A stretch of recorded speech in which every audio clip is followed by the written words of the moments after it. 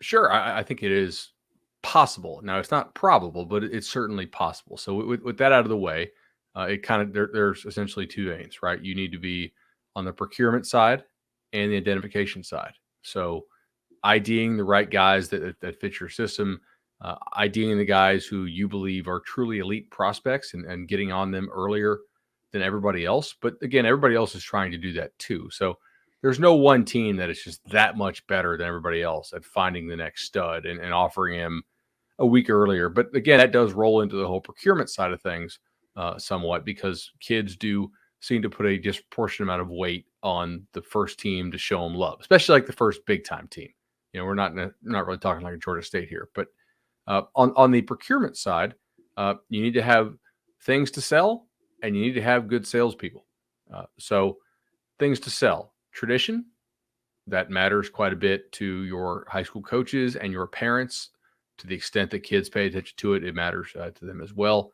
History of sending kids to the NFL, a fun atmosphere to play in, a chance to play for championships really matters to some, and other kids I really don't think give a damn. Let me see, atmosphere, both in terms of like your campus atmosphere, but also game day atmosphere can matter some.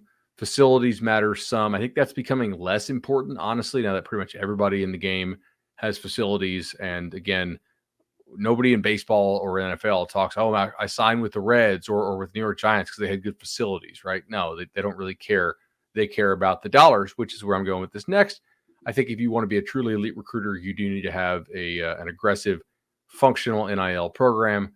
We don't have to pretend that a guy who just signed for $8 million for 4 years has an NIL value because some calculator tells me it does of $330K, right? Like that's just silly. I saw that out there as a graphic the other day. I was like, I think you guys are off by like 7.4 million, but just small miss there. So, even with all that, you need to have the coaches who put the relationships together to convince these kids it's the right place to go. That's building trust. It's building a trust that they really have the best interest at heart and that they're going to take care of me. And then finally, identifying the right person to make the decision. So typically there is somebody helping one of these kids out with their decision, whether it's mom, dad, uncle, shady street agent, high school coach. Sometimes that's the same person. Whatever it is, you need to be able to figure that out so you can be in their ear and they can be in the prospect's ear as well about picking your school.